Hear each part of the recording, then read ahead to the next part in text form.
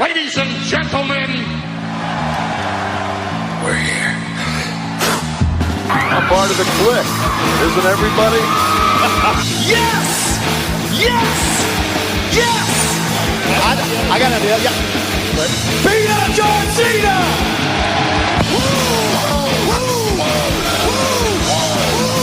Give me a hell yeah! Oh, a little bit of the bubbly. Too sweet!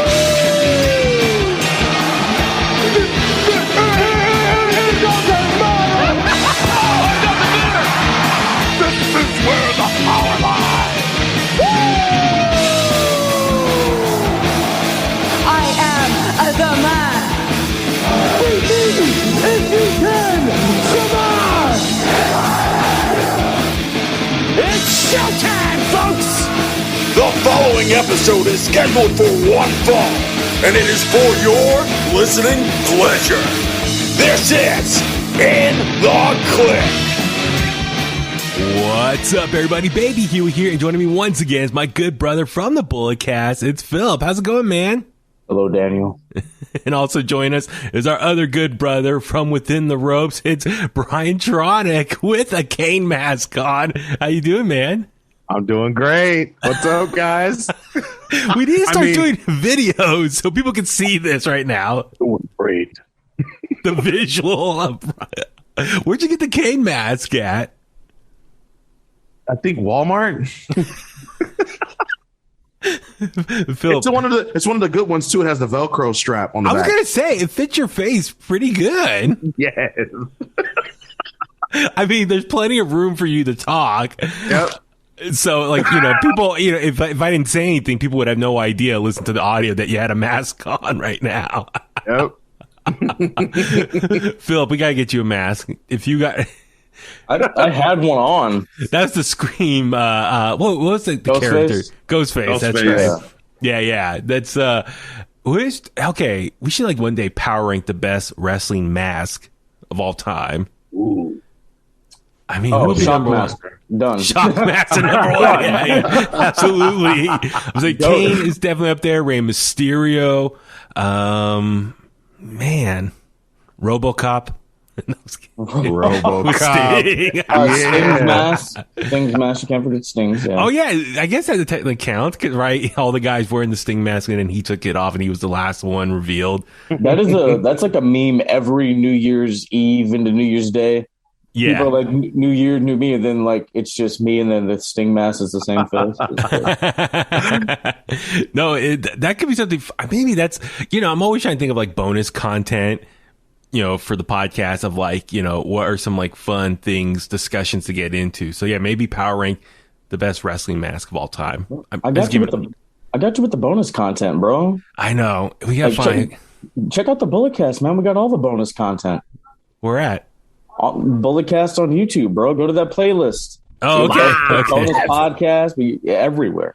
That's the thing. So, I mean, maybe that's something we can brainstorm is like a schedule of like bonus content, like in between. That's the thing. I mean, here I'm now going off rail here, sidetrack.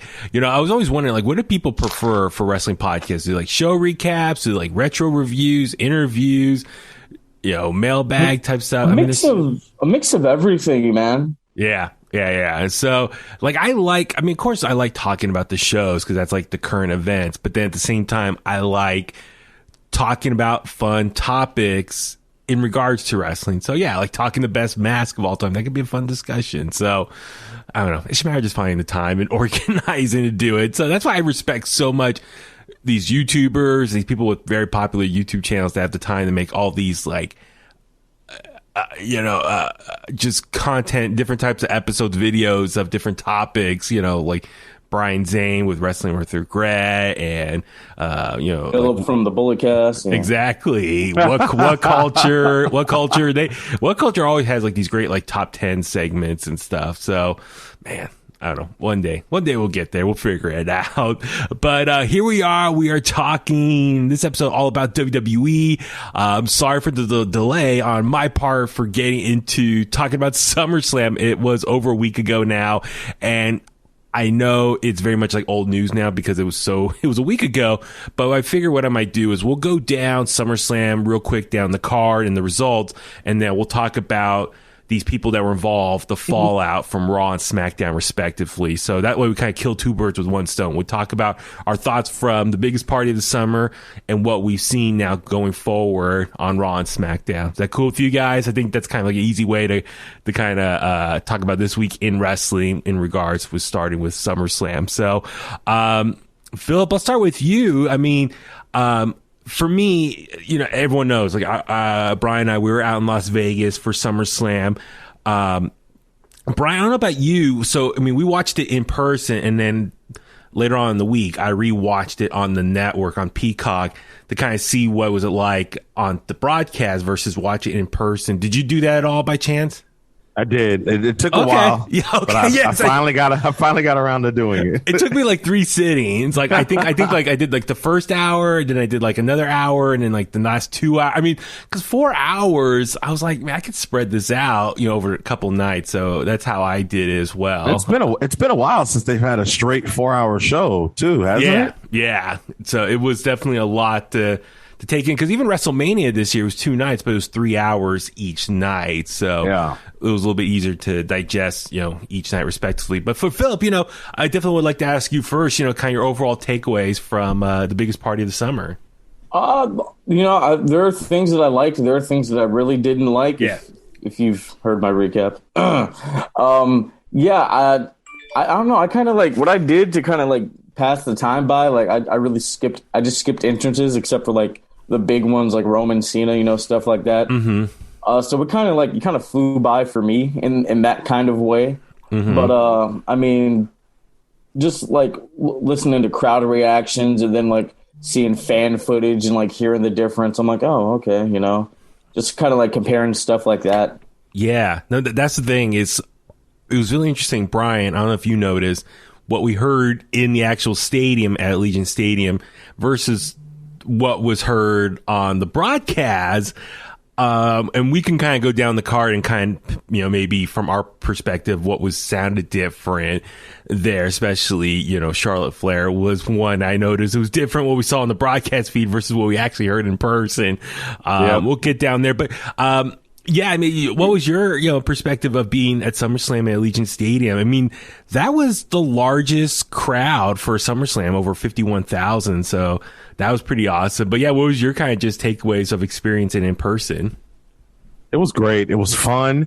One thing that stood out to me was the energy. Ever since fans have come back to WWE, I feel like there's been a lack of energy and excitement and enthusiasm with the fans. I felt like SummerSlam was it. It felt like a WrestleMania. Everyone was cheering for what they liked and booing for what they didn't like, and it was pretty straightforward to me. I had a blast. Yeah, it was interesting. So from the actual setup, Allegiant Stadium, I didn't really have a chance to explore and walk around, but from the outside, it's a very sleek, smooth stadium. I know a lot of people joked back in the day when they first saw it, like, oh, it looks like a giant toilet or something, just with the look of it. But from inside, hey, it was cool. It was nice and air conditioned. I'll give them that. And it's a football stadium, so they could fit a lot of people in there. But I don't know if there's some camera shots, they caught it real quick, but like the backside of the stadium, they tarped off and some of the floor. So it was not like people were sitting all the way around circular in there. So it was definitely like 3/4 were filled of the stadium and the rest was all tarped off. You might have noticed that some of the camera shots, but they tried to do their best not to show that side of the stadium.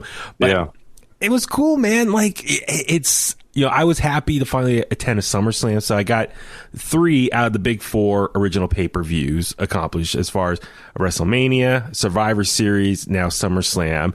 So one day I'd like to go to a Royal Rumble in person. I'm sure that'll be a lot of fun. But it was cool, man. Like it's nice that like SummerSlam, they are very much treating this like as a WrestleMania 2.0 vibe, and it's growing. And so I'm all for if they keep doing football stadiums from here on out. If that's the case, hey man, come back to the Bay Area. Cause I think for the longest time we've been wanting to come back to Levi Stadium for a show. And I think previously we all thought it was just going to be WrestleMania only. But now if they can do a SummerSlam, dude, late August in the Bay Area, that'd be a gorgeous time weather wise to do it out here.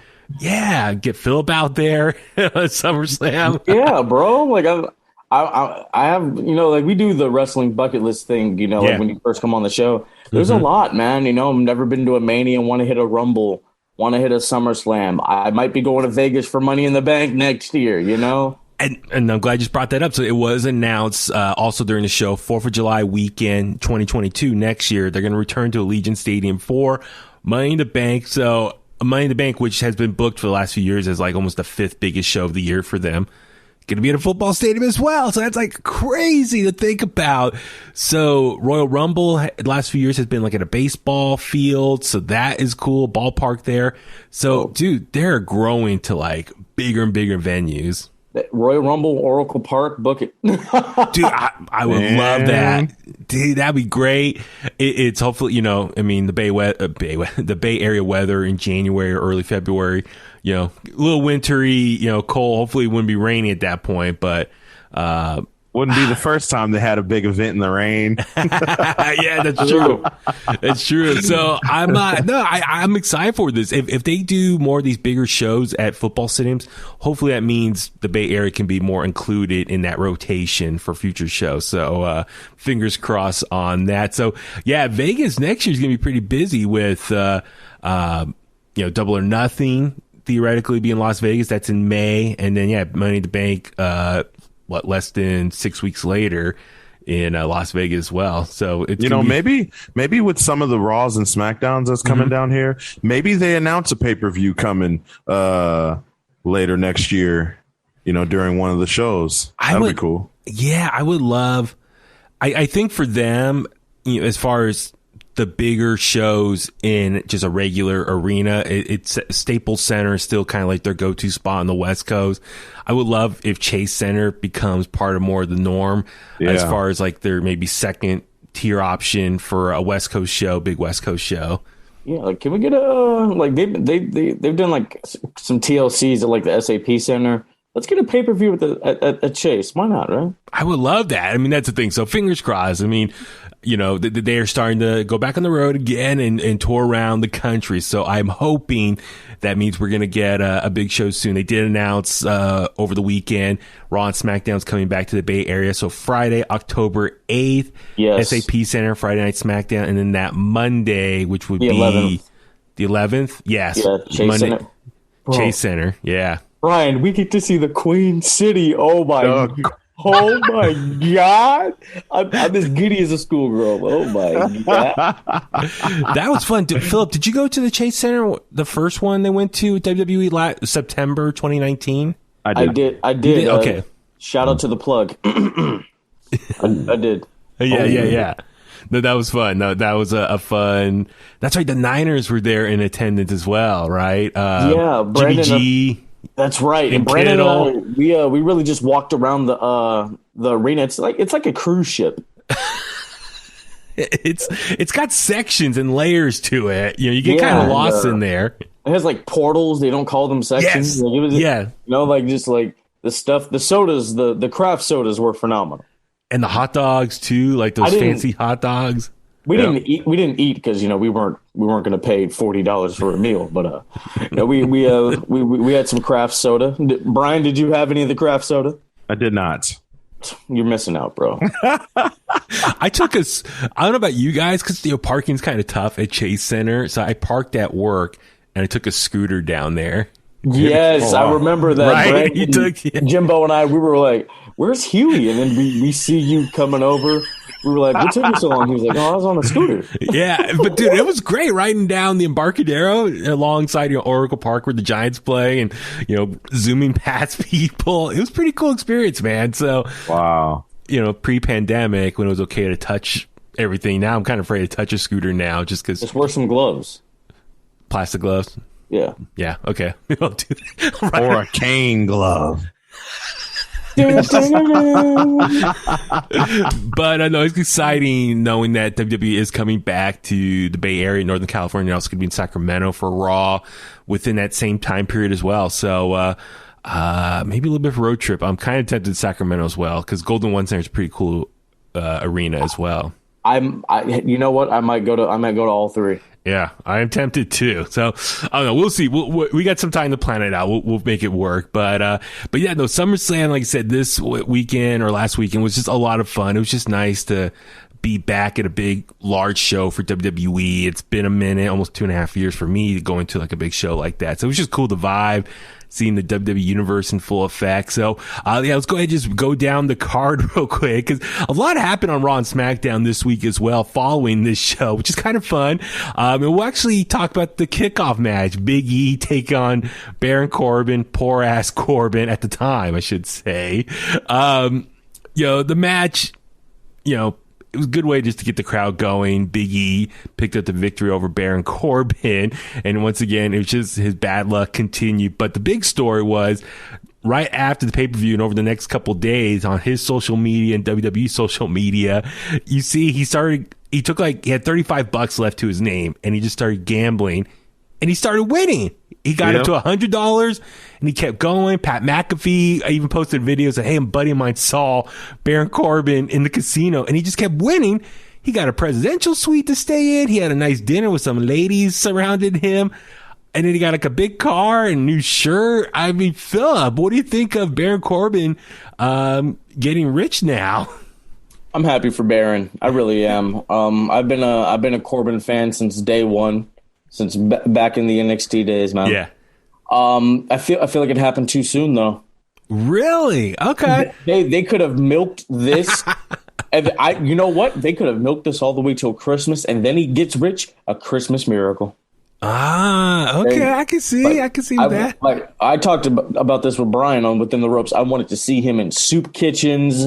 I wanted them to go for it, man. I really did. Yeah, no, I think, so Brian and I, we were talking that night for dinner last week, and I was joking with him. I was like, dude, it would have been so cool if Baron Corbin, staying in character, showed up to the press junket for SummerSlam, and he's like sleeping on the couch outside, or he's going around to the press junket to the different media people and begging for money during each interview or something. Like, I was kind of hoping that would have been kind of something funny to like see him like, hey man, I'm really down on my luck, so I'm doing these interviews just to let the people know, please help me. So, right. But Brian, I mean, what's your thoughts on the kind of the social media videos? I mean, I thought this was a great way of using social media to add to a storyline. And then jump ahead to SmackDown this week. He comes out, pulls up behind Caleb Braxton with a Bentley. He goes inside. He's got the new music and jumbo screen, and he says, I am happy Corbin now. And he's celebrating. He's like, I won so much money, gambling at the casinos in Las Vegas. My life has turned around. Everything's going great. So yeah, your thoughts on how that whole thing came to be? Yeah, it was fantastic. I also, like Phil, thought that it was a little too soon. Mm-hmm. And honestly, now that I think about it, like you could have waited this out. You could have stretched this all the way until maybe Cameron Grimes call up, and then you sort of have Cameron Grimes come up and say, hey, here's a couple of dollars, and then they could have created so much great content on the side together about making money and gambling and just the lifestyle, the cars, the houses. It would have been fantastic. Ted DiBiase comes up and be like, neither one of you can compete with me. And then Cameron Grimes, damn you, Ted DiBiase. But no, it was a lot of fun. I mean, I would love if one day, Baron Corbin does a shoot interview, whatever, and kind of explains how all this came to be. I would love to know what came first, this happy Corbin character, or did they see, okay, we're going to be in Las Vegas, so let's get this character going, broke, losing the crown, getting broke, with the end game being we're going to be eventually in Las Vegas for SummerSlam, and we're going to have you win your money back from gambling. Or was it just a luck of the draw coincidence? All right, he has this broke ass character, poor character.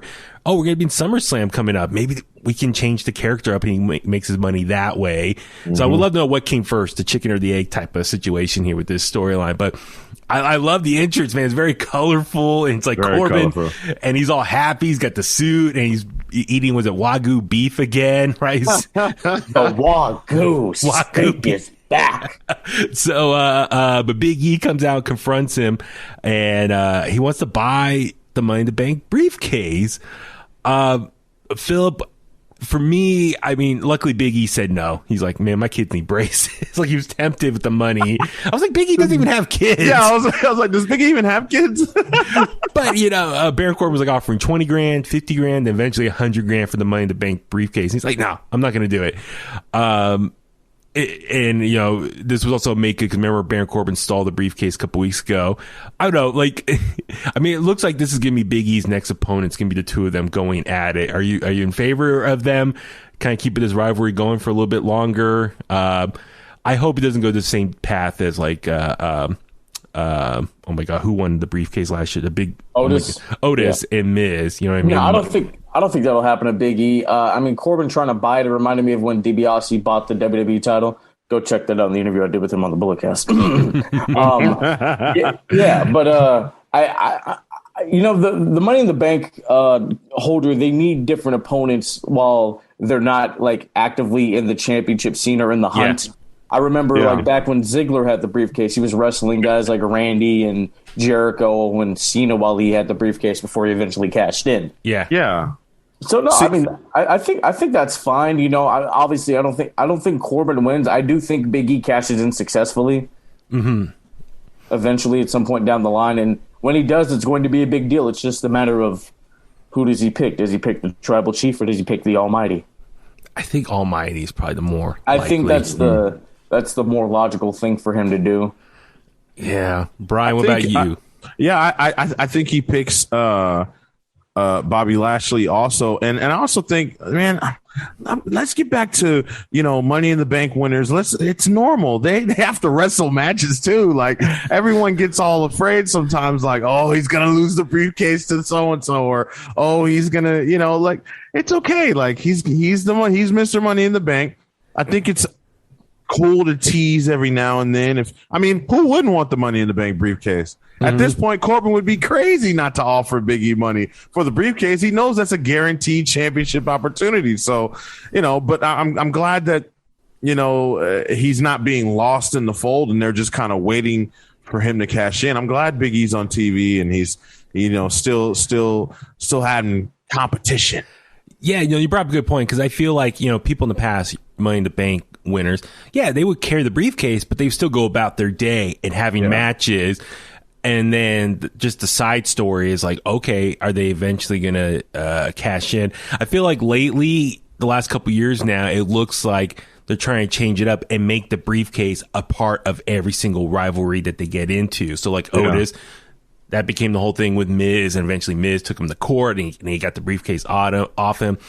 This one, okay, Big E's next rivalry is Baron Corbin, but now they're bringing the briefcase into that storyline as well, when technically that briefcase is going to be used for a separate storyline between Big E and whoever champion he goes after. Yeah. So it's, I don't know. It's like, don't tease the idea of Big E potentially giving it up for something. I mean, that briefcase is his. He can hold on to it for one full year.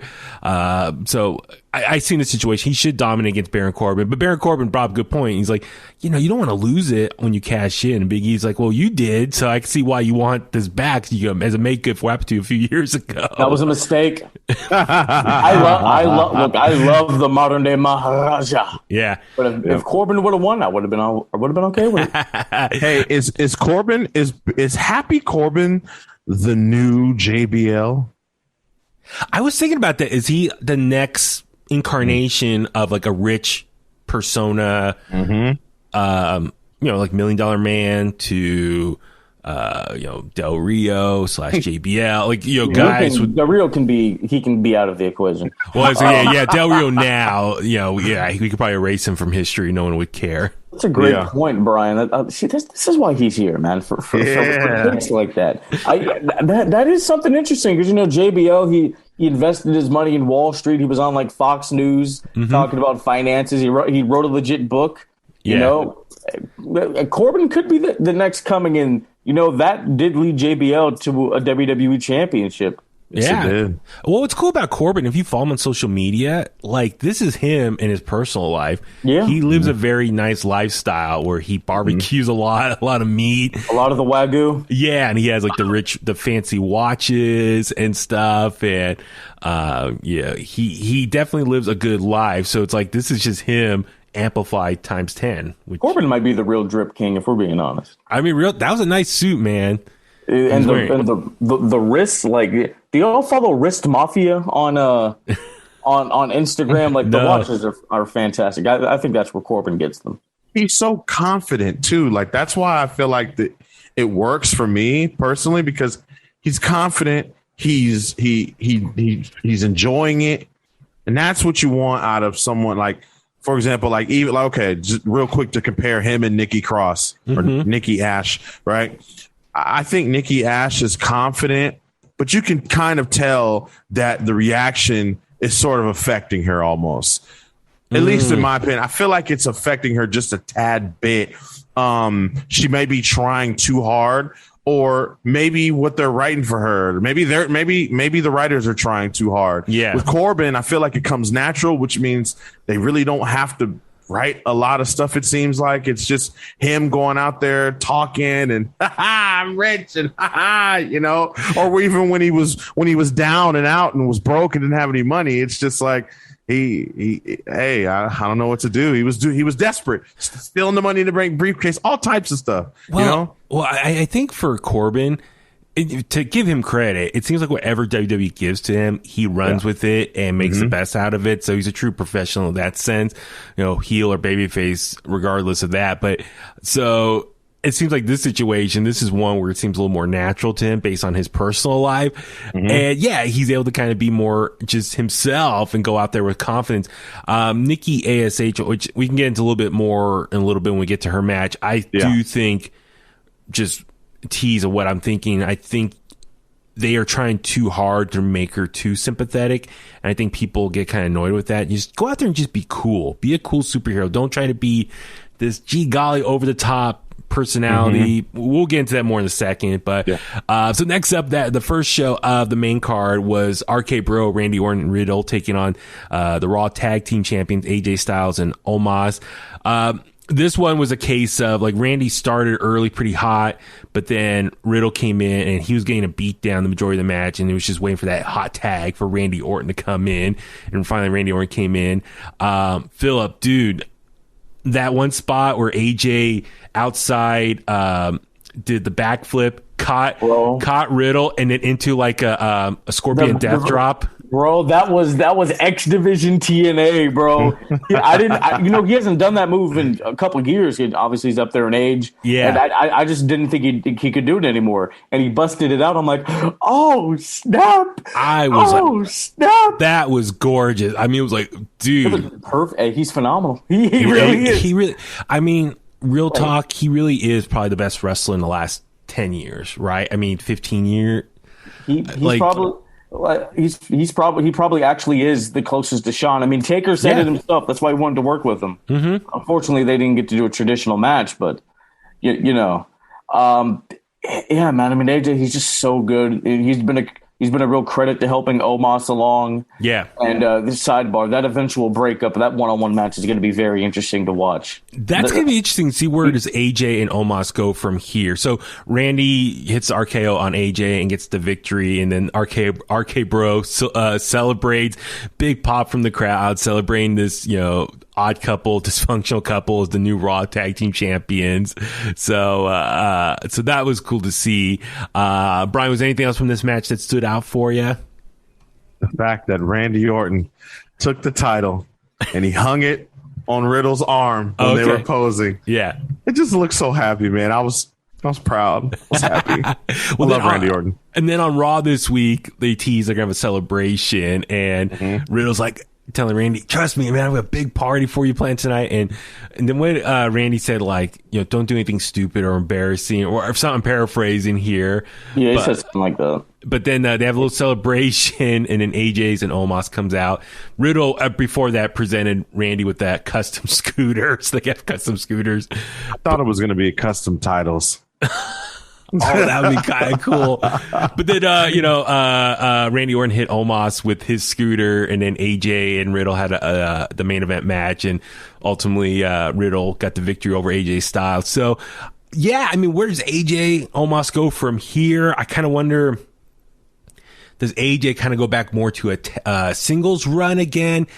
Because is he a Grand Slam champion now? Yeah. Wow. So he's been with the company, 5 years, already Grand Slam champion. So he's felt organic though. Oh yeah, totally, absolutely. Yeah, I mean, he wasn't rushed into the title scene. Like he debuts January the Rumble, officially wins the title in September of that year. Yeah, and then he just kept. All right, well, I won those. I won a U.S. title. All right, I'm in the IC title scene. Okay, it's time for a tag title. Yeah, so I wonder if maybe AJ can get back into the singles run, and Omos can still be like his bodyguard. So I'll be down for that. See what they do with moving forward. Next up, probably a match that I was thinking should have been just on the kickoff show. Alexa Bliss take on Eva Marie with Doudrop. Not much to say in this match. It was very short. Brian, I mean, Eva Marie would try to do some offense, but just run away, get out of the ring, slap the doll around a bit. I mean, not much to say about this match. See, Eva Marie is the worst wrestler in all of wrestling, sports, and entertainment. What do you mean? I could name 5 wrestlers that are worse than Eva Marie.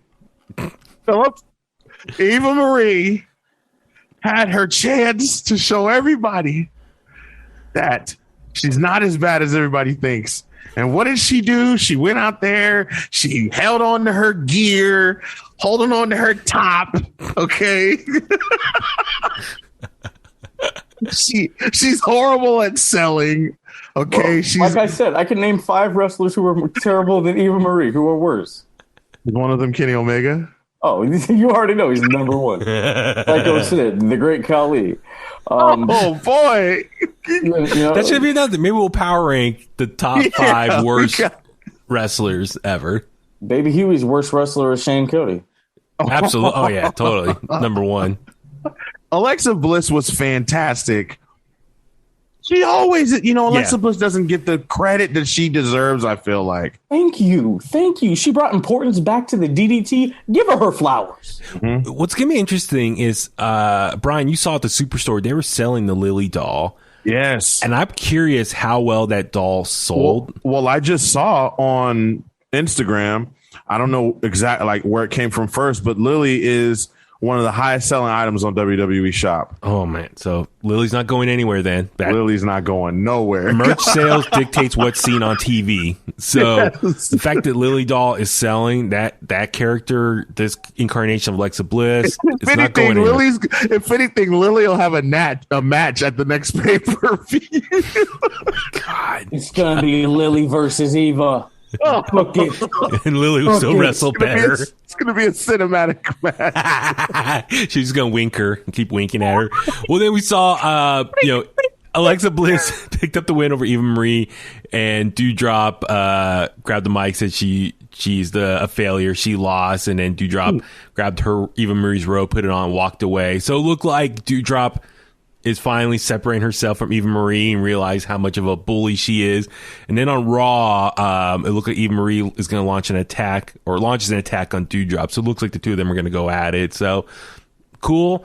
I love Doudrop, Piper Niven from NXT UK. So she's very talented. So I think this gives her a good singles run. Great.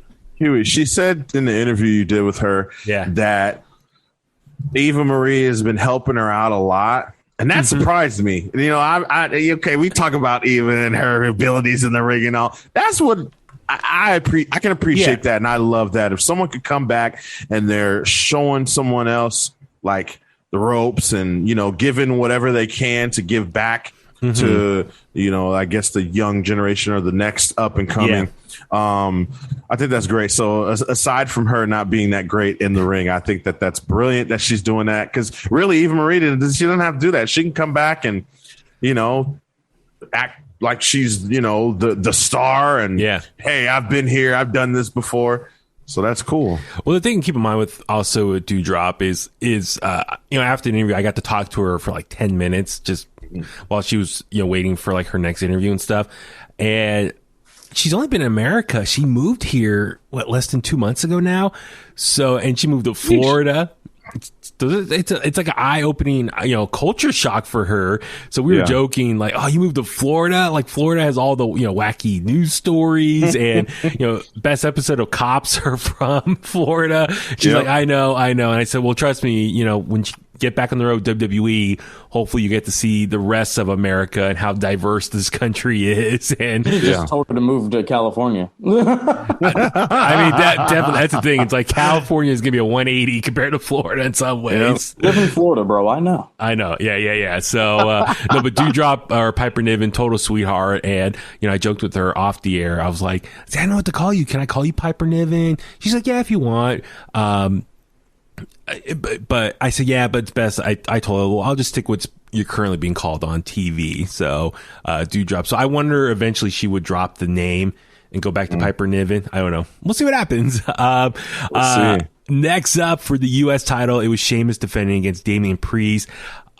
Dude, hard hitting match. I mean, Sheamus, if you listen to my interview with him, I asked him, I was like, dude, he's like found the fountain of youth. In the last year and a half, he's been putting on these banger matches at his older age, where a lot of guys would be going backwards when it comes to their performance. He has been doing better in many ways.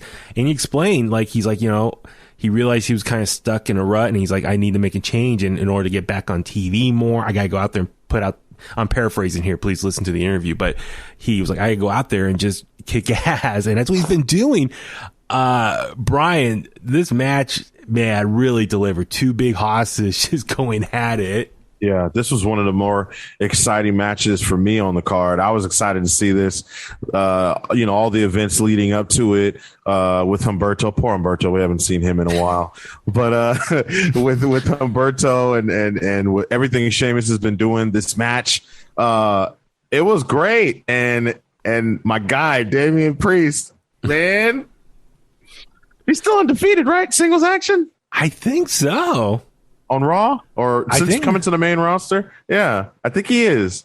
Man, good. I mean, he beat up on Miz and Morrison, and before that, all he had was the Bad Bunny stuff. Yeah. So he killed it.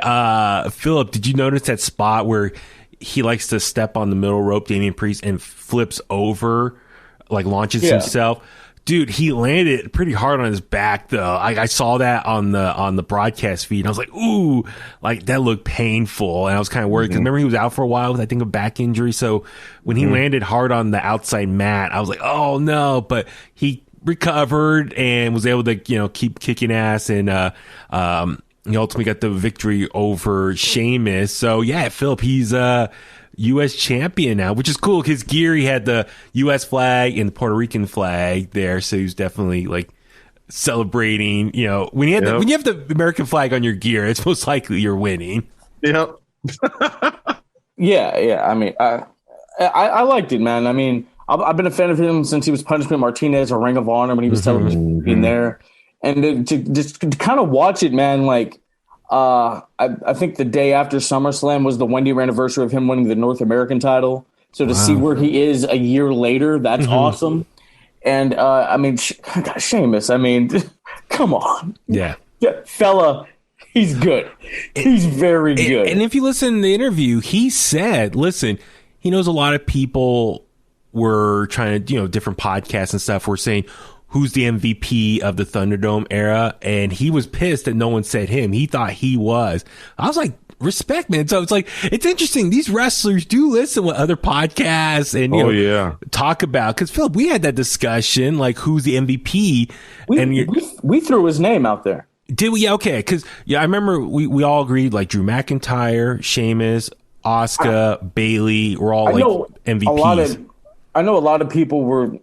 Because, I mean, there were like two definitions of pandemic era. Yeah. The Performance Center era, which MVP and Asuka just on character work alone, they killed it. But then if we go to the Thunderdome era, man, like Sheamus really sticks out. He's top three for sure. Yeah. Of a guy that just like I guess he was able to feed off of the screens or whatever. He just channeled something and he delivered nonstop. The stuff with Hardy and Riddle and etc. Man, like he really put on a great match, and then the match he had with Riddle at WrestleMania was really good. That bro kick was brutal, you know.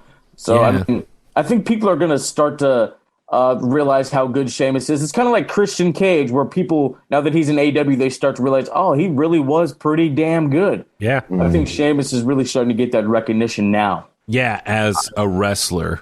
I feel like a lot of people wrote him off too when he took that time off and going through. I'm not sure if it was injury. Was it an injury? It was the neck, right? The spinal, or where I forgot the exact term. Spinal. Yeah. What you talked about, because Austin, he dealt with it too. Yeah. So it's a lot of people wrote him off, man. Yeah, but when he came back, remember he was on SmackDown. He was calling out Cole. Like, remember that's what he said in the interview. He's like, he was approaching the commentators table and like calling them out. And then he had the stuff with Riddle, Jeff Hardy. So he realized when he went out there, he had to take advantage of his TV time and put on some hard hitting matches to get people to notice him again. Yep. And it's paid off. I mean, U.S. title run for him.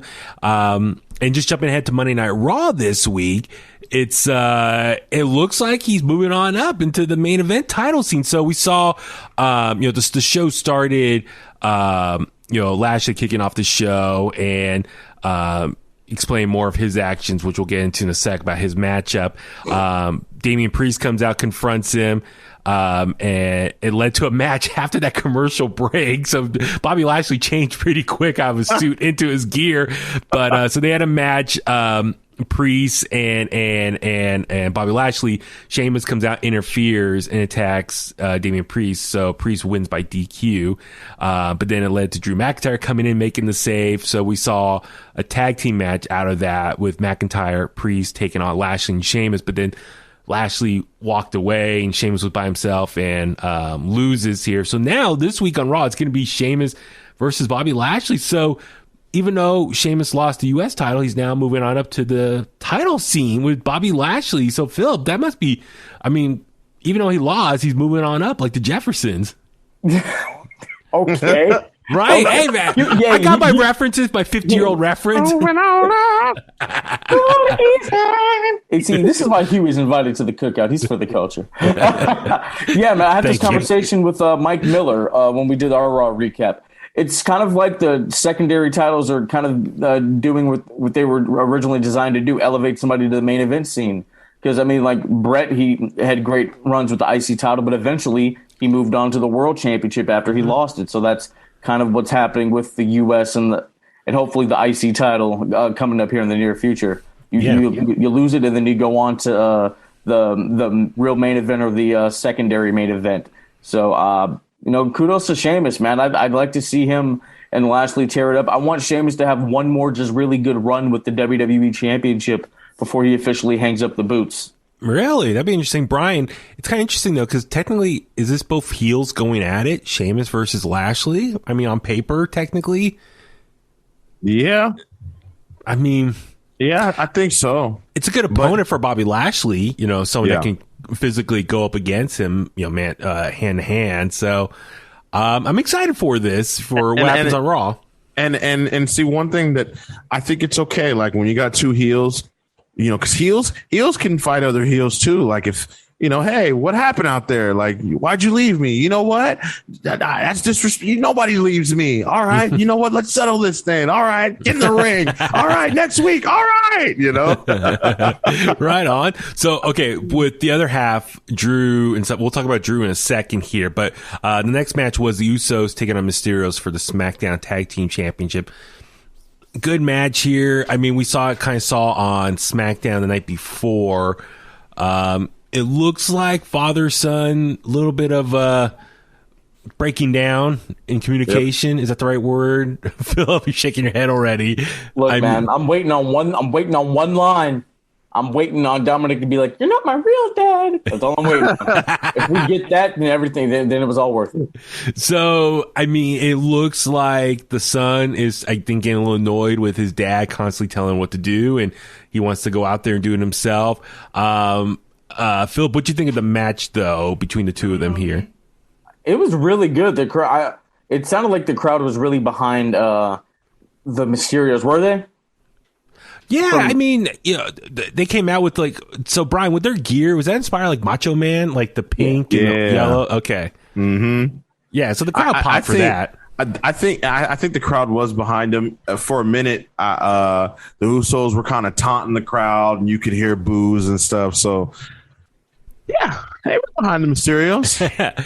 I mean, look, it was a good match. I mean, you got family versus family. Ultimately, the Usos picked up the victory. Dominic was laid out outside, if I remember, and they picked on Ray and got the victory over him. But then on SmackDown this week, we'll talk about the Usos more in regards to Roman later on, but Ray on SmackDown this week was telling his sons, like, listen, you need to go out there on your own and wrestle on your own.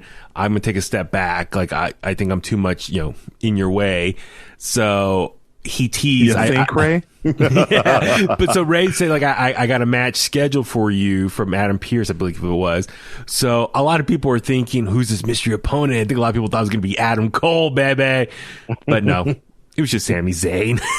Which up at Sami Zayn, we like Sami Zayn. He's a great character, and he's one of the best wrestlers out there. But good match. Dominic, ultimately lost, and Sami Zayn was kind of rubbing his face. But Ray came running out there to check on his son, and Dominic seemed a little upset and was like, dude, leave me alone. Like, I can do this on my own. I don't know, Phillip. Do you think we're going to see Ray and Dominic eventually break up as a duo? I don't know. How will Ray? I mean, not Ray. How will Dominic do by himself? There is a draft coming up. Maybe Dominic goes by himself on the Raw or something. But how will he do? That's the real question. I don't know. Do you think he might just sit in catering? Turn him heel? I mean, could he pull that off? You could turn him, and then the night of the draft, obviously say, "Oh, Dominic's going to Raw," right? And then have Dominic attack Rey Mysterio. And then they can write Mysterio off for a while, and then have Mysterio come back. I like that, because when Miz and Morrison broke up the first time, like 10 years ago, they sent Morrison. They sent Miz to Raw, and then Miz attacked him. Was like, "No, I can be by myself." They could probably do that. Mm-hmm. Yeah, that's true. So we'll see what happens. Actually, real quick before I forget, because I don't know when all those other special segments happen. So we saw, Shinsuke did not defend the IC title at SummerSlam. Instead, we had a little dance off with him and Rick Boogs and Pat McAfee, which it was fun. The crowd loved Shinsuke. They were dancing and singing. He is a total rock star of WWE, so that was cool. And then the other segment that was non-wrestling related, as you mentioned, Miz and Morrison, come out and we're saying how the crowd is very dry and needs some water, and Xavier Woods came out like Scott Hall, mixture of Razor Ramon / NWO Wolfpack style. Hey yo, are you gonna do that to him at Stockton Con? It's survey time. I would love to meet him. Yeah. He really talks like that, bro. I love it. I love Scott Hall. So, but they were talking about the big squirt gun, and it turned into a big ad. What was the water company? Pure Water? Pure Life or something. See, like that's that? a big like that. Something like that. I forgot, because they showed up in the truck at first, and Morrison was driving. He's like, "Yeah, that's a big water truck," and they're stuff stupid, goofy. What was the machine? It was the Drip Stick 3000 or something like that. But then Xavier comes out and squirts them with the water, and so it was a good filler time. I mean, I don't know. I'm jumping ahead to the Becky Lynch stuff. I kind of wish they would have got rid of that comedy segment to give more time to the Becky Lynch match, which we'll get into in a second, like I said. Yeah, you and me both. But it was an ad. Listen, it's a sponsor, so that's why they had to do that segment, get it in there. But then jump into Raw real quick. So we saw Miz and Morrison finally come to an end. Morrison was trying to help the Miz out and kept screwing up, and Miz finally got pissed and kicked his ass. So Miz and Morrison are finally done as a tag team. I'm guessing Morrison goes on a babyface run. Brian, is that something you're into? Yeah, I hope so. I just hope he doesn't turn up like Alex Riley. Hey, sidebar, Alex Riley's theme was kind of a banger. It was. I love the theme. WCW? Oh, that Alex. Oh, sorry. I'm You were thinking of Alex Wright. that's Wonder Kid. See, I grew up with Nitro. That man. That's Wonder. Sorry, Alex Riley. Dude, you see he's gone kind of crazy on social media. Alex Riley, has he? Yeah, oh, Brian, you know what I'm talking about. Mm-hmm. Yeah, geez. yeah. His his political viewpoints and stuff. So, he's a Drake Younger, huh? Yeah, he's man. So yeah, I'll just leave it at that. If you want to explore his social media and see what his views are, go ahead. So I'm all right. Sorry, but I'm thinking of Alex Wright. So, that's Wonder Kid. Yeah. I mean, Alex Wright was really Disco Inferno diet. Like, if we're being honest. Oh, yeah, the German version, right? I mean, was he's Disco German. Inferno Alex Wright like? Yeah, that's how we think of it. Yeah. No. I think it's funny though, Phillip. You knew who I was talking about, though. You knew I was talking about Alex Wright. Let's go see. You act like I don't know these things. Come on, man. Disco Inferno, one of the greatest television champions of all time. Until he lost to Jacqueline, bro. Wait, he lost the TV title to Jacqueline? Yeah. Wow. So. Yeah. Dang, man. We should do Nitro reviews. Maybe that's what we should do. We should do reviews of like stuff that I grew up on and have Phillip watch it for the first time and get his reaction. Mm-hmm. Yeah, because I was like 2 years old. Exactly. And I can relive my teenage years as well. Oh, God. Brian, what were you gonna say? Lex Luger. Lex Luger's the greatest television champion. Dude, I love when he was U.S. champion. That I love U.S. that too. The WCW U.S. title, I loved it. That's another thing. We should power rank our favorite title designs. If we're being honest, Zicky Dice is the best TV champion of all time. Oh, he's up there. Yeah, I saw a guy at the grocery store today look like Zicky Dice, the blonde. Were you like, Zick, is that you, dude? I was like, outlandish, yeah. But anyway, so back to SummerSlam. All right, we got to talk about this. Bianca Belair defending the SmackDown Women's Championship. We all thought it was going to be Sasha Banks. There were rumblings in the last 24 hours or for the last week questioning if Sasha Banks was able to wrestle, because apparently the weekend before, both house shows, Sasha and Bianca were pulled from it.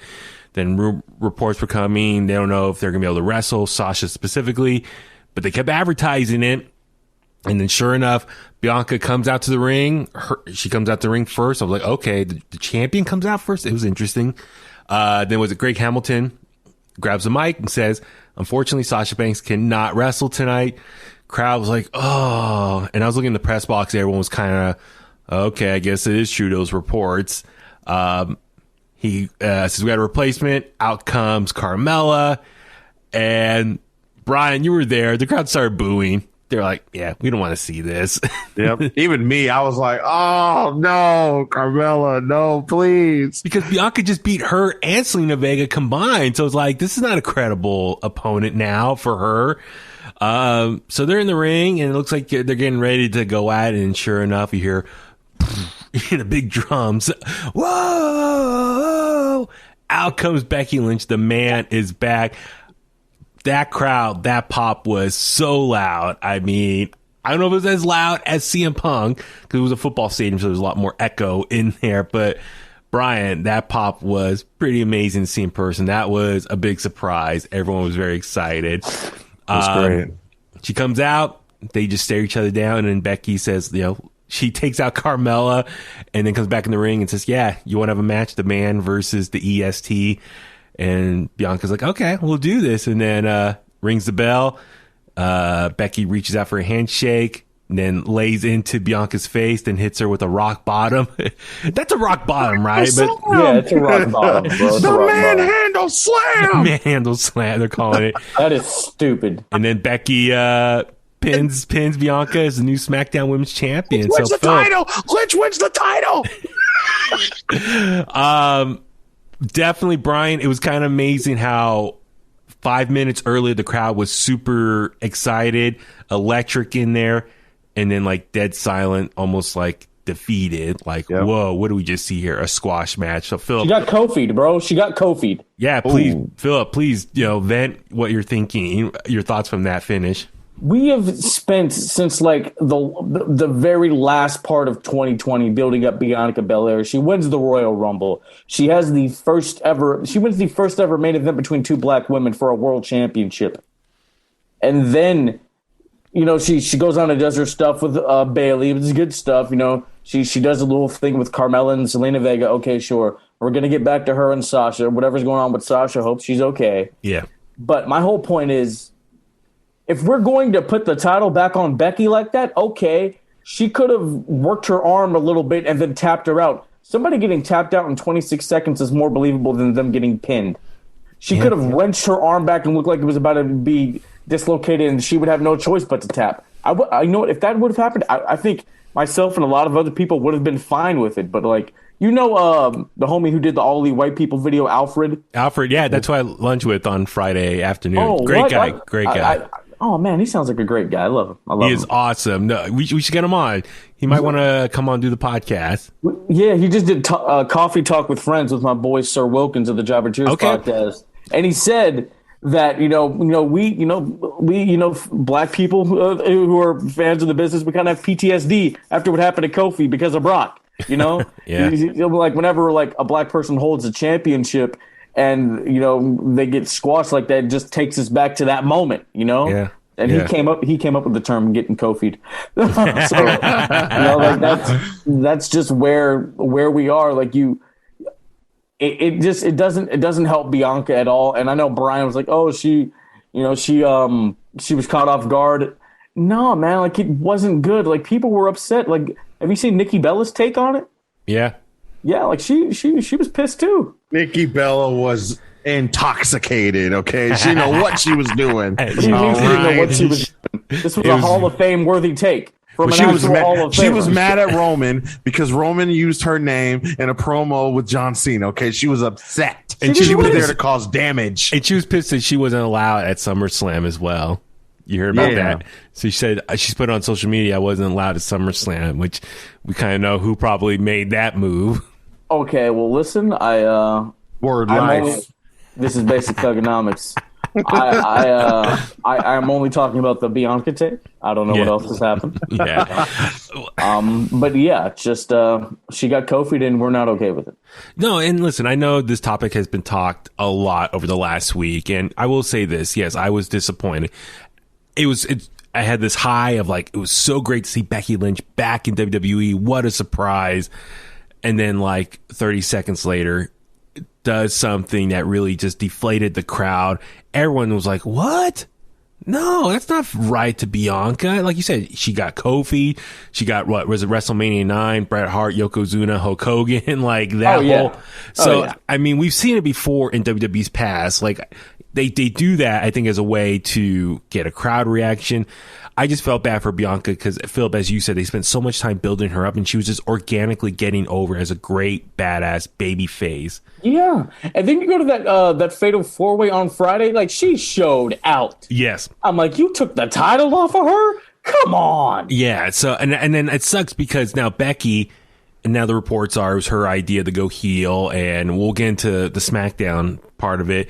I just feel like it's a lose-lose situation here because, okay, you do Bianca dirty like that, and, the crowd's going to be upset for her, and then Becky, who everyone loves and cheer, now you're trying to make her a heel and trying to force the crowd to hate on her when they just like her already. So I'm just not a complete fan of this whole situation. I'll be patient, see how it goes, but, I mean, you look at Kofi, he didn't really recover from getting beat up from Brock. I mean, sure, he won the tag titles again, and he's still regular on TV every week, but he's never been in that main event title scene again, which you can argue it was total organic luck that Kofi Mania took off the way it did, and some people could say he should just be happy he got at least a one title opportunity. But I feel... And I'm sorry, this brings me to this. Let's say Keith Lee finally wins the WWE title. Mm-hmm. Let's say he goes up against... Brock Lesnar. Is he going to get Kofi'd? Yeah. Is Big E going to get Kofi'd? You know? Yeah. It's Kofi was a lot smaller than Brock, though. So, I mean, this is a fighter. Bianca is theoretically a little bit bigger than Becky. Bianca is just inexperienced. Like she shook her hand. The champ should know that she got a target on her back. This is the greatest contortion I've ever heard in my life. But I mean, I get it from a kayfabe standpoint. It's like Bianca, even though she's champion, she's still very young compared to Becky, and Becky just outsmarted her and took advantage of the situation. Not only that, but Bianca's on record saying that she wants to be the one to beat all 4 members of the 4 horsewomen. Yes. And you thought Becky came to shake hands? That's right. She told me that in my interview with her. Go back and watch it for a couple months ago. She told me she wants to beat all 4 horsewomen. Has anybody ever done that?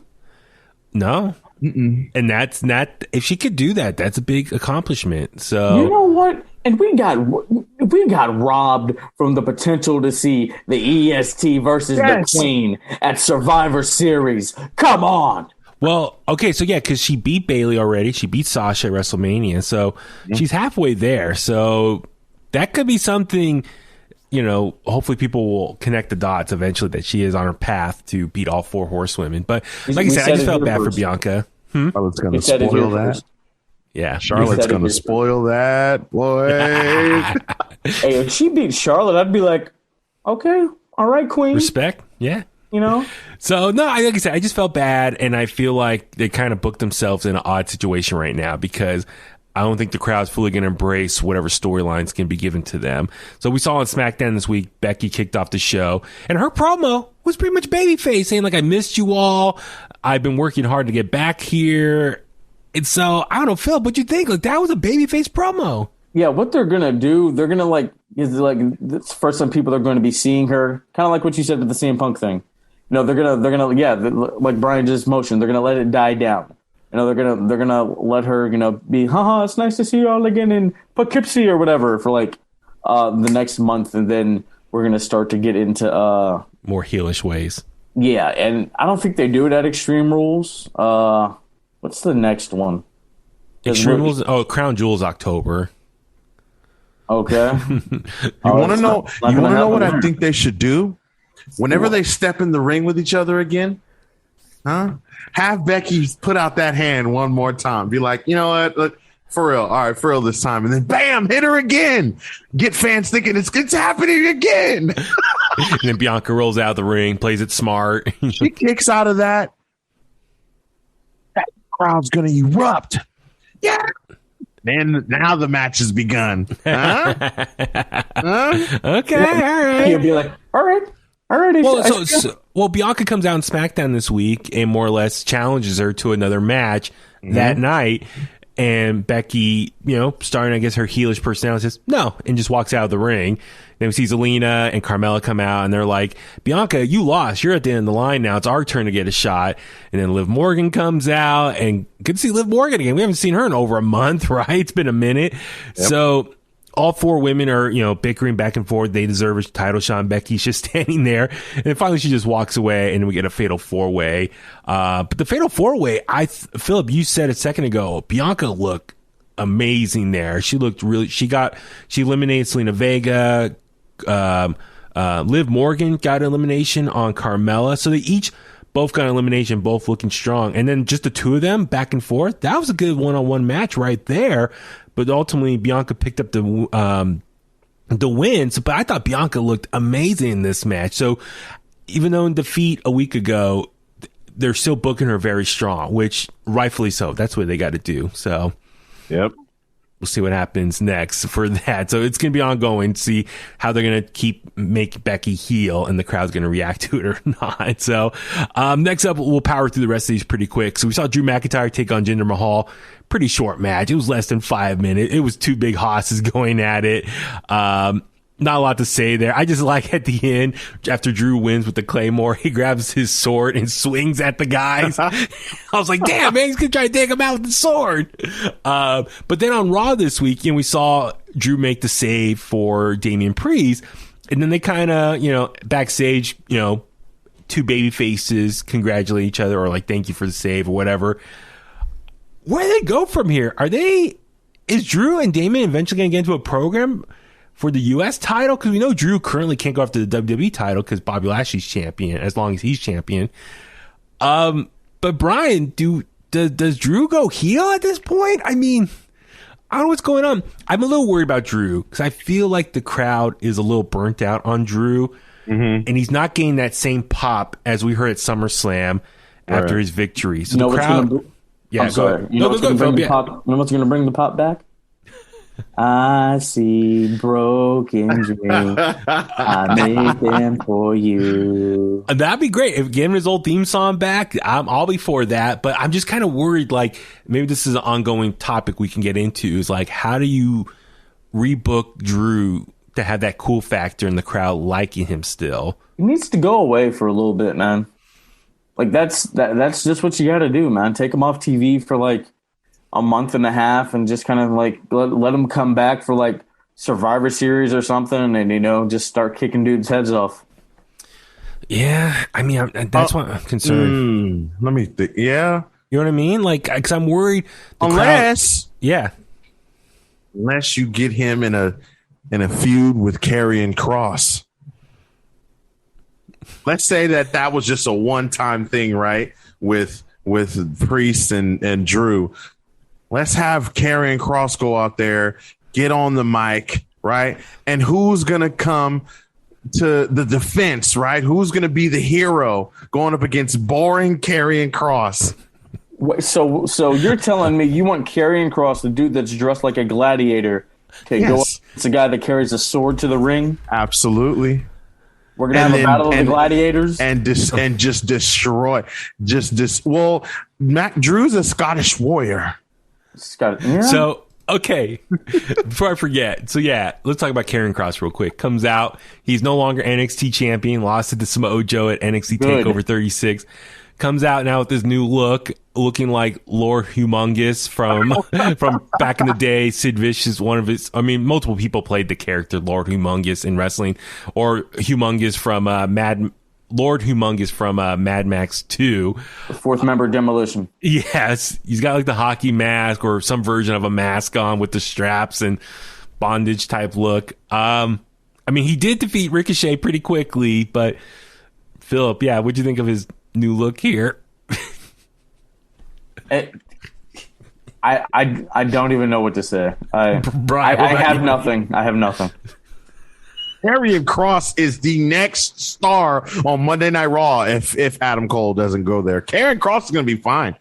The get up is just now. I've seen the reports that they marketing. He's got to be flashy, something, for toys and I mean, that's a horrible choice, but I think he was perfectly fine with just the gladiator tights and what else was he wearing to the ring? He was wearing something else to the ring. Scarlet on his arm. Where's she at? When's she coming back? Or is she going to do her own wrestling thing on SmackDown? I don't know. I think Scarlet gonna come in hot. That's what you do. You have Drew McIntyre come out to confront Karrion Kross, and then you have Scarlet come out and slap McIntyre, and then just as he's gonna like punch her or something, right? But Drew's a gentleman, so he's not gonna do that. Boom. Karrion Kross puts him in the cross jacket, and now you've got this nasty feud between the Scottish Warrior and the Gladiator Kross. All right, I'll take that, and then give Kross a cool intro again with Scarlet. Oh boy, give me the book. Oh my god. Next up for the Raw Women's Raw Women's Championship, we saw Nikki ASH defend against Rhea Ripley and Charlotte Flair. Brian, I'll let you take it away because this was your girl, Queen City in full effect. Your thoughts on the match itself? Queen City was just absolutely flawless in this Raw Women's Championship match. She carried the entire time. She knew the odds were just on her side. She knew that the Las Vegas crowd, the SummerSlam crowd, the biggest party of the summer, hottest party of the summer, the excitement, the energy, Nikki Ash, I'm sorry.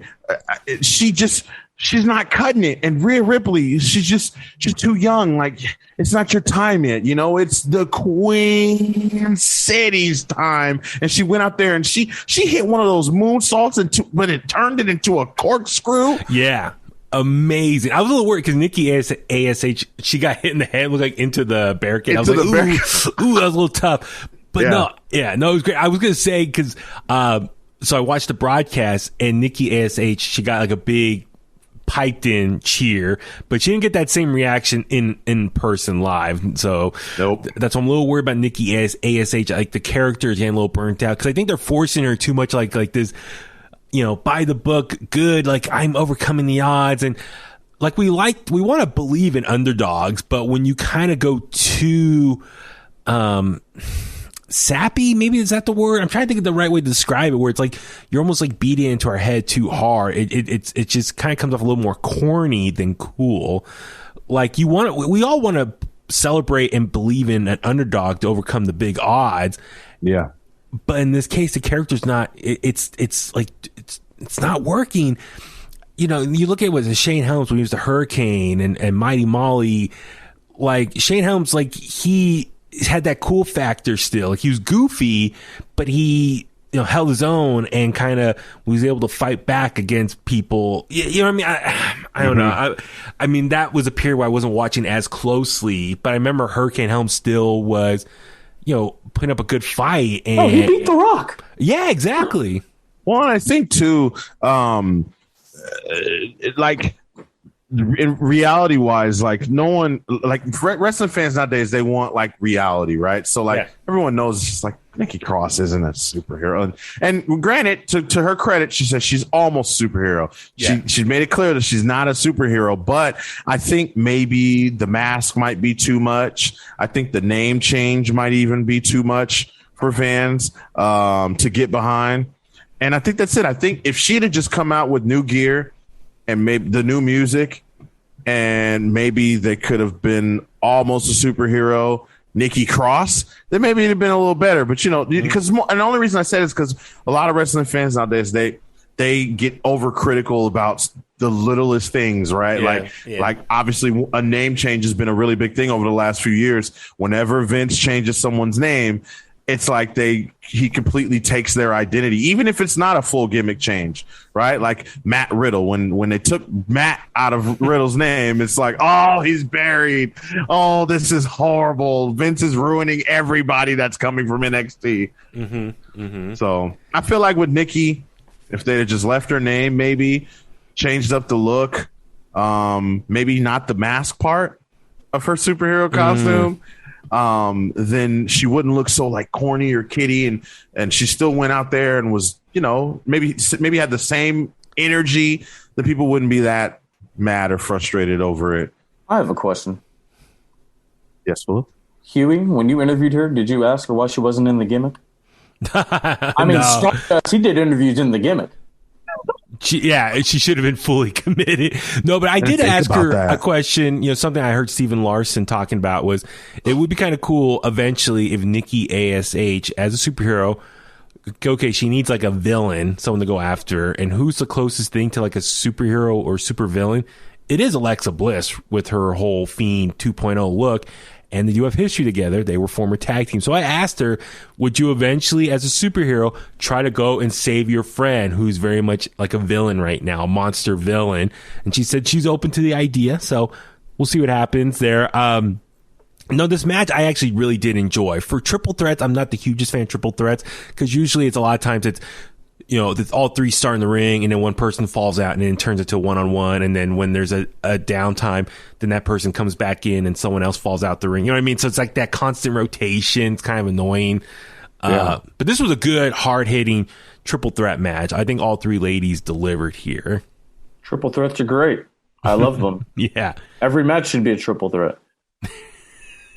all the time. I mean, if we think about triple threats in the history of this business, one triple threat in particular produced one of the best reactions from a crowd. Shawn Michaels versus Triple H versus Pegasus Kid. That's how you want people to remember him by? Yeah. Okay, thanks.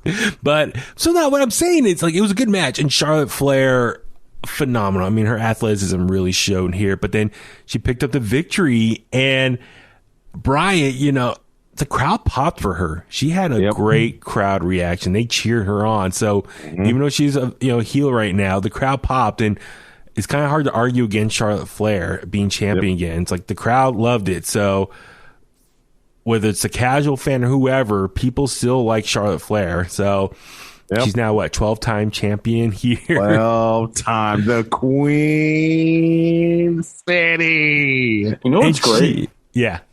When I win the Bullet Cast title back at All Out, I'll be a 12-time champion. Hey, is Huey going to have an opportunity to win the... Thank you, Brian. Thank you. He's been acting brand new. I don't know. If he acts right, maybe he can have a potential opportunity. I'll go if buy he my own acts right, maybe I will consider allowing him to have an opportunity at the World Championship. He feels me? But no, Charlotte did cut a good promo too on Raw as well.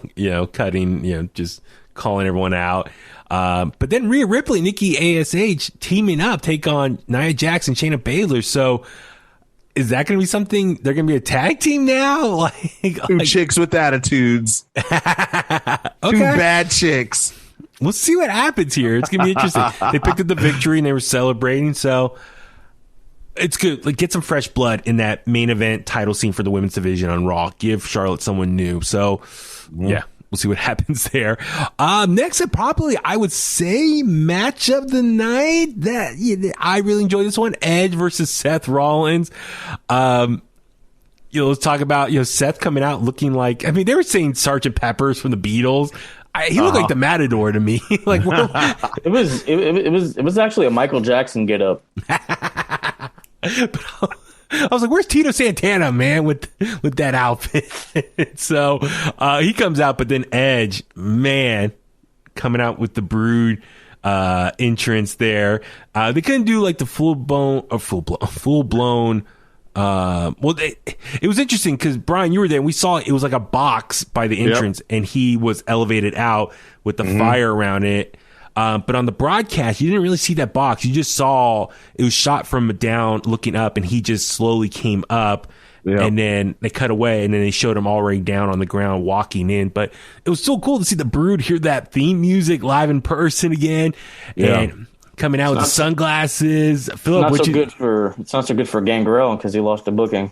I know. Yeah. Apparently he still got paid for that, though. He did. Yeah. It's true. No, it's funny. I heard about that. So my buddy who's friends with Gangrel, he told me over the weekend. I should have outscooped him Meltzer with. I knew about this a couple days before Meltzer reported it, but I'm not a wrestling journalist, or maybe I should start my own paywall and have people pay me. Man. You're a better person than Dave Meltzer.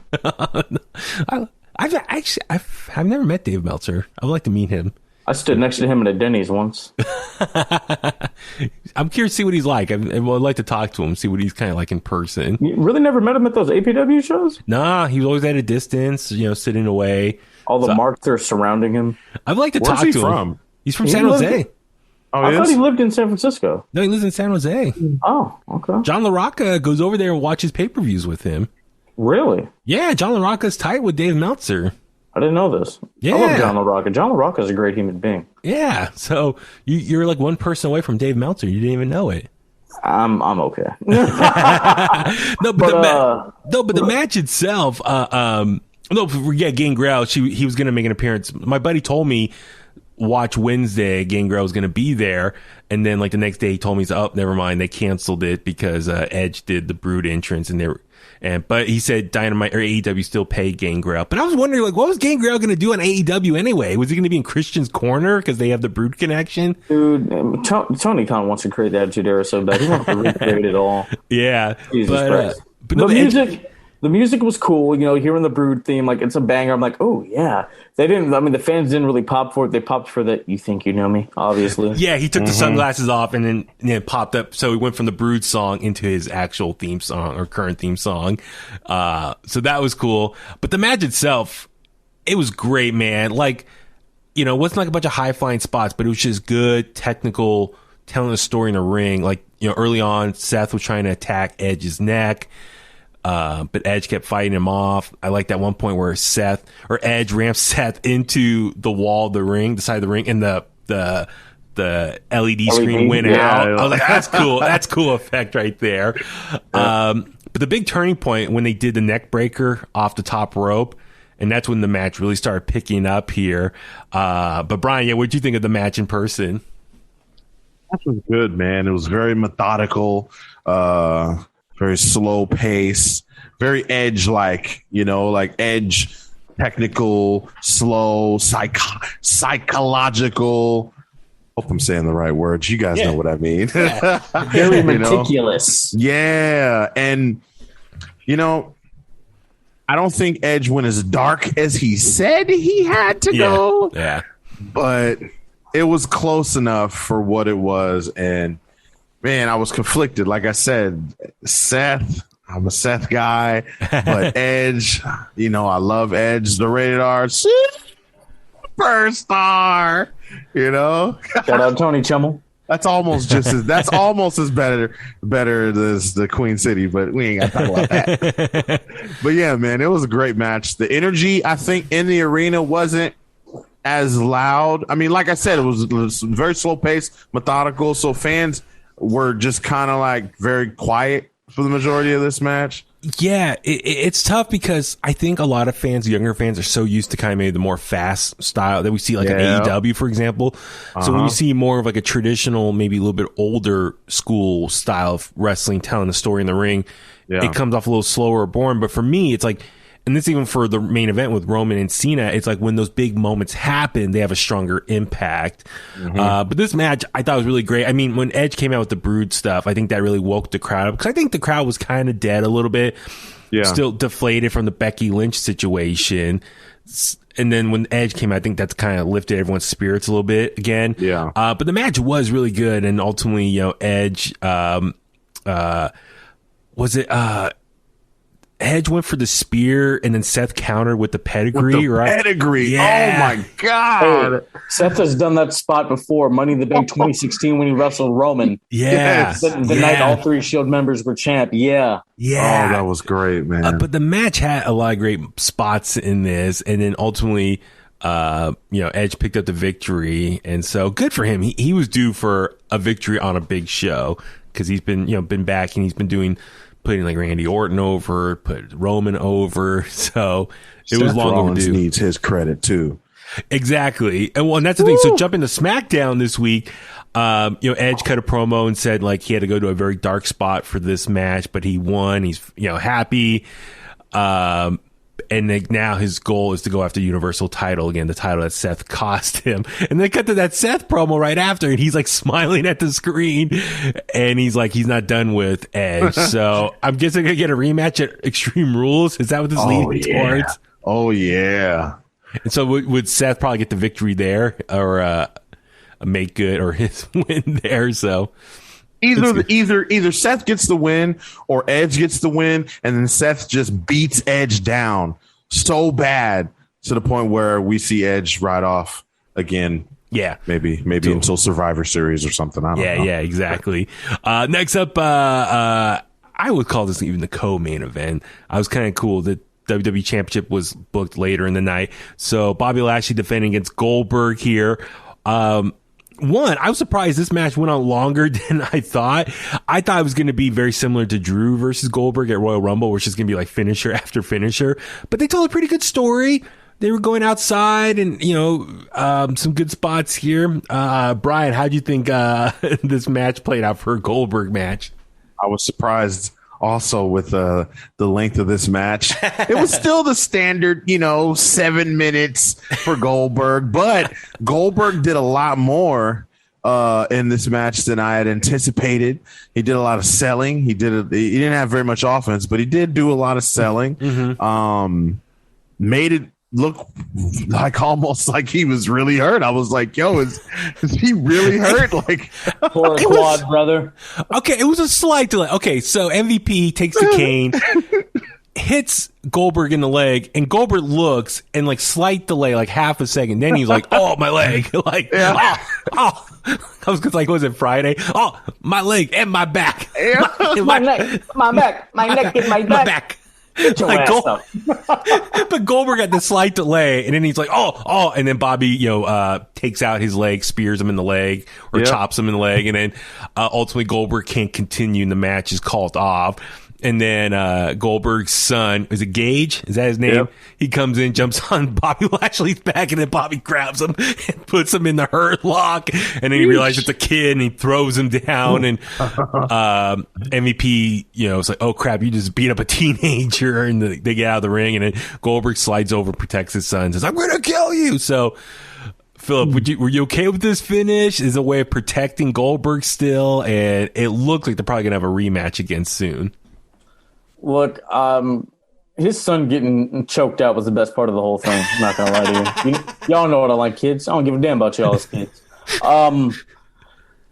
Look, they're gonna wrestle in Saudi Arabia, and I'm kind of scared because Goldberg doesn't lose there. I'm trying. He don't win either. It's gonna be another wacky finish. Yeah, bro. I swear to God. So I guess Sheamus, as we mentioned earlier, Sheamus and Lashley are going to be going at it. So maybe that's going to be filler until Goldberg comes back in October. Here's what I think. Maybe Goldberg does lose here because I feel like in Saudi, Lashley would get the reception that WWE wants. Like he's going to get booed crazy in Saudi Arabia because they love Goldberg. Mm-hmm. He's a legend. He's an icon. He's an OG. So they always get cheered out there. So I feel like run it back again. Have Goldberg actually lose the match. Okay. Bobby Lashley gets cheered, and then you go on to whatever's next after that. Big E or Karrion Kross or whoever. Yeah, I just. I don't know if I really want to see a match between the two of them again, but let me ask you this: the reaction, like people like saying Goldberg.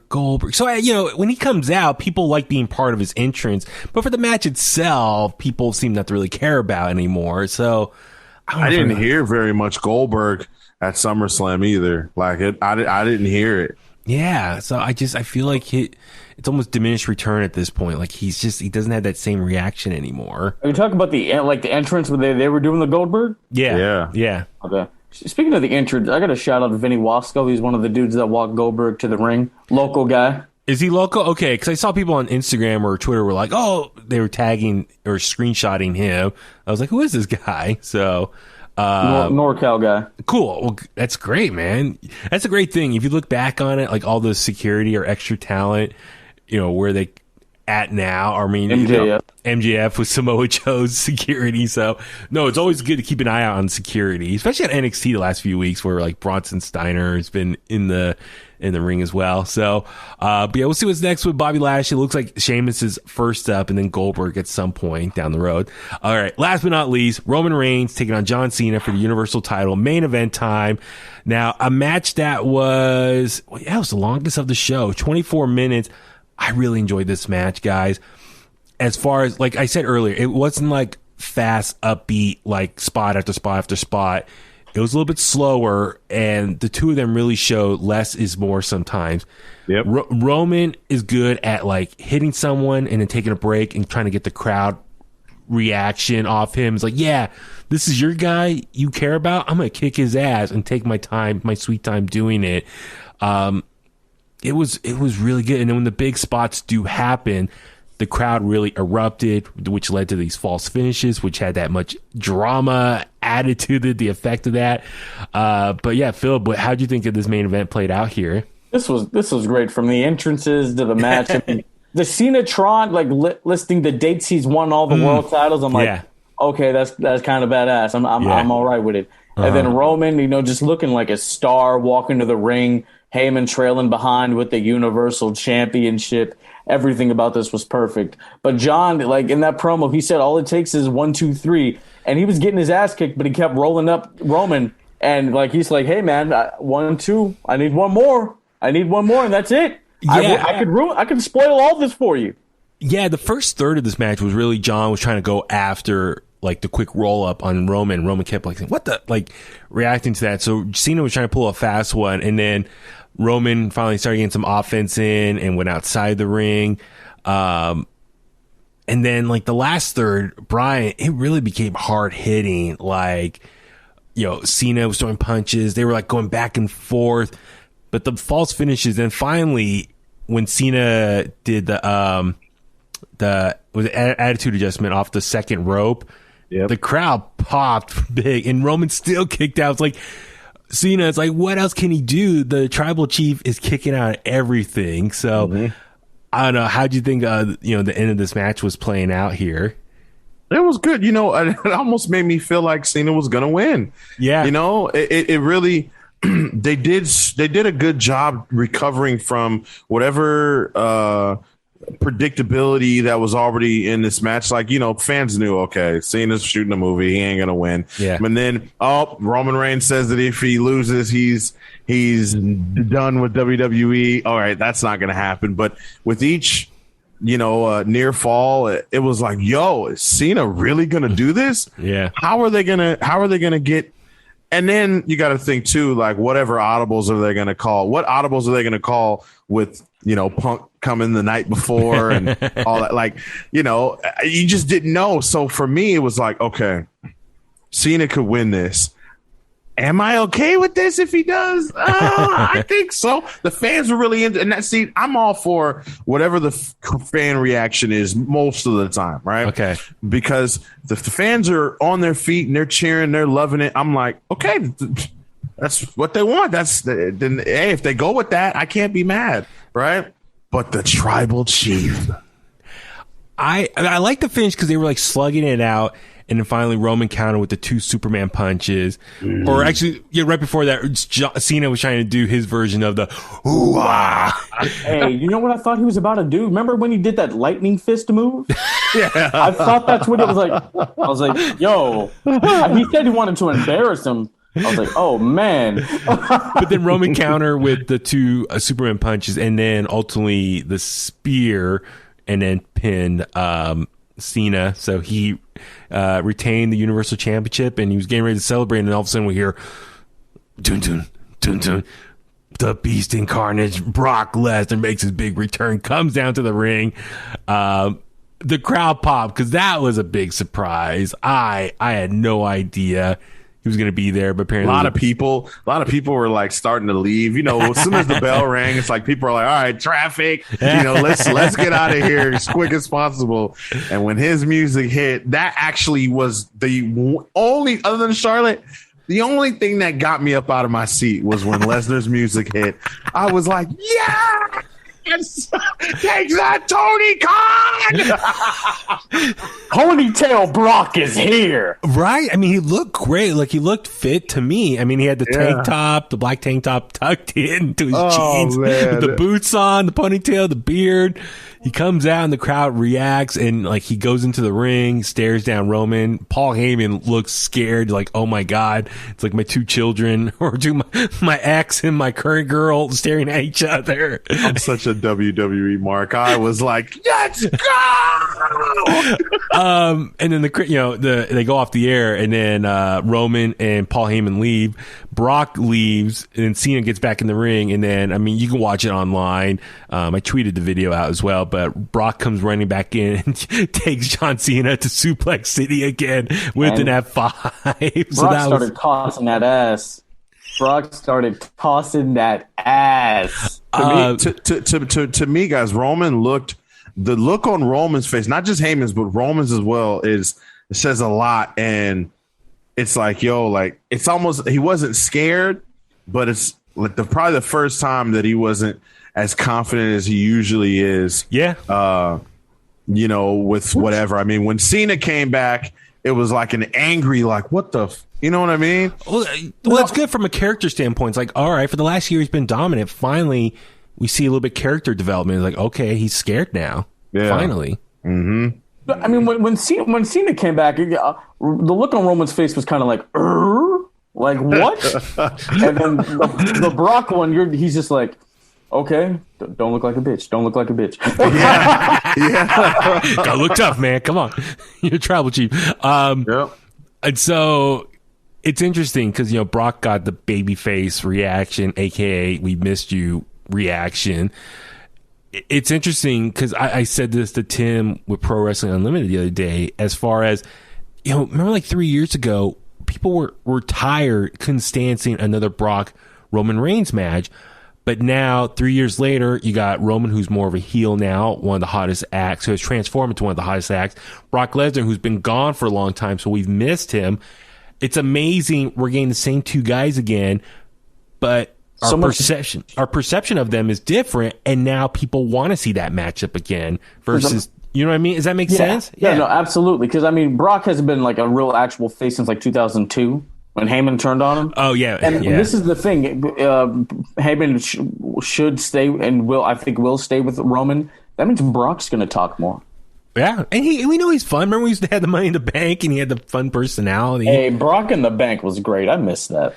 So I'm just saying, like, it's going to be interesting to see a personality switch. The babyface Brock here versus heel Roman and that dynamic moving forward.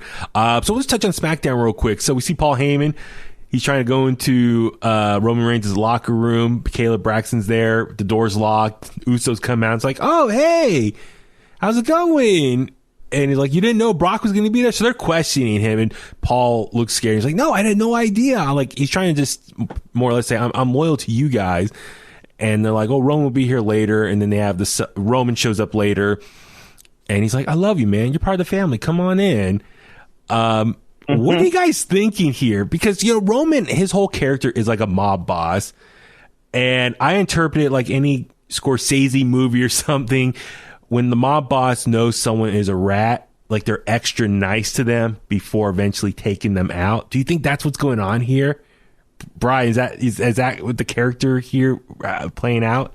Yeah, I believe so. And it's key. Like, I feel like what happened on SmackDown is like, all right, they're getting back to this juicy, important storytelling. I felt like ever since fans have come back, we haven't seen many backstage segments with Heyman and Roman and the Bloodline. And so now it's like, if it was so crazy to see Heyman freaking out the entire night. And then as soon as Roman gets there, he's like, what are you doing? Like, I got to open my own doors around here now? Like, yeah. Come on. And he's like, oh, and Heyman's so good. He's like shaking. He's like, I'm sorry, my tribal chief. I'm sorry. As he should. As he should. Phillip, what do you think of the new shirt, the Bloodline shirt? Yo, dude, hey, man. I got to get one. That is a mob boss shirt, for real. Right? Yeah. No. When I have dinner. And then on the back, it says, we the ones. Hey, I love it. When I have dinner, with the tribal chief, I'm going to wear the shirt. And then later on, they're about to go outside for the family celebration. And Paul was handing him the title. And Roman's like, you hold it. And he's like, he's trying to remind him, like, we're good, man. Like, do you think Roman's trying to play head games now with Paul Heyman? And it's, as far as, I don't know, what do you think this is leading to? You think Paul Heyman, who's his true allegiance going to be with? Is it going to go back to Brock, or is he going to stay with Roman? I mean, it's really fascinating what's going on here. Because I feel like the Roman storyline was a little stagnant, because, the story over the last year was trying to get Jey Uso on his side to follow along with him. Then when Jimmy came back, get Jimmy to follow along with him. Now he's got both his cousins on his side. Now it's like, okay, I got to reevaluate my situation with Paul Heyman now that Brock's back. So you get that family dynamic, like he's evaluating everyone to make sure everyone's staying loyal to him. So, what are you thinking? How this is going to play out? I think you use Paul Heyman, right? Make Brock and everyone think that Paul Heyman is fading away from the bloodline, but Roman knows. Roman's smart. He understands that he knows how this is going to play out. He understands that in order to get to Brock the best way possible, the only person who knows Brock probably more than Brock knows Brock is Paul Heyman. Oh, I thought you were about to say Sable. Okay. Well, that too. But, use Heyman. So I think what this is is I think what we're gonna see leading up to whenever this match is gonna happen, I think what we're gonna see is while we're gonna think that Heyman is on the way out of the bloodline, whether it be Heyman turning on Roman himself or Roman not trusting Heyman and then getting Heyman out. But maybe this is just a plan to make Brock think, hey, come home. Like maybe Heyman goes to Brock like, I'm sorry, Brock. I'm sorry. I want to be with you again. As weird as that sounds. Well, that's the thing. He could be the rat. Like he's like, Yes. he's like, okay, you don't want me? I'm gonna go back to this guy. I mean, that's the thing in the mobster movies. There's always been that one guy who's like the rat, or he squirmish. He doesn't know which. He'll take whatever deal he can get. You know what I mean? So like Paul Heyman here, and that's the thing. Maybe we never really got going back a year ago, because remember it was 1 year where Roman returned on last year's SummerSlam. Remember the tagline? You didn't see that coming, and where he showed up in the spear, then won the title the following week. That pay-per-view, that was a week later.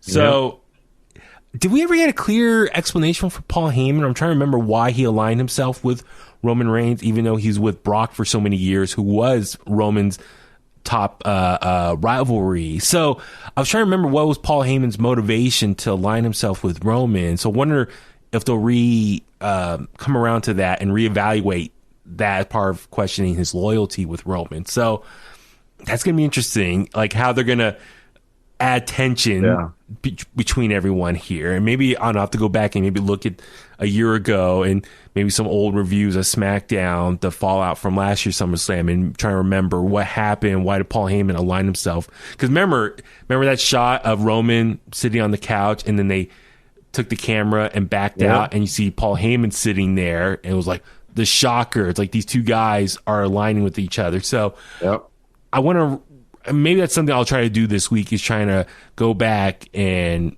remember how that partnership came to be. So we'll see how it goes, how it plays out here. But just, Paul Heyman being a nervous wreck all night, that was cool. And they're questioning him. So, it's going to be good, man. I'm looking forward to this. It's going to be good. And then on SmackDown, they're celebrating. Finn Balor comes out and wants a match because he's like, Cena's gone.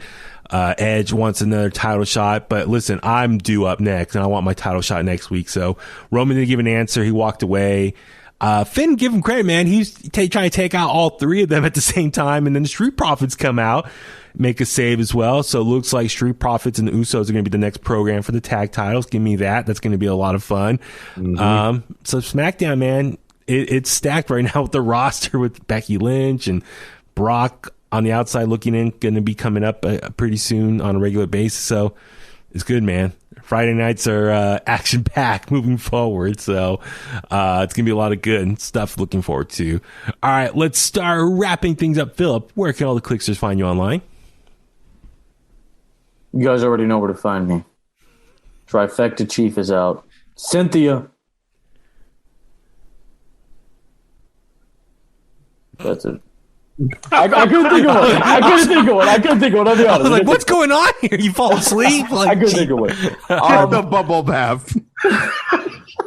Get the bubble bath. No. No, but seriously, you guys already know where to find me. Bulletcast on all podcast platforms and YouTube. Like I said, check out the Jordan Blade interview. That's a really good one. I got Robert Martyr coming on the show next week, and I got some other big names that I'm going to be interviewing here in a couple weeks. So stay tuned. Awesome. Brian, how about yourself? You Kliqsters can find me at Brian Tronic on both Twitter and Instagram. Follow my show Within the Ropes at Within the Ropes on Twitter and Instagram. Within the Ropes Within the Ropes podcast.com. There you go. I'm Baby Huey. Follow me on Facebook at Baby Huey Official, Twitter and Instagram at Baby Huey 83, at In The Kliq as well on social media. Subscribe to us on your favorite podcast platform, including YouTube. get the merch. Click the link in our bio for all that good stuff. And please rate, comment, share the podcast. All that helps out so much, especially with all the crazy algorithms out there to get noticed with it's a very busy action-packed podcasting, wrestling podcast universe out there. So many podcasts out there doing their thing. So any way you can help spread the love, we would greatly appreciate that. And on that note, let's go home. And that's the bottom line, because Huey said so.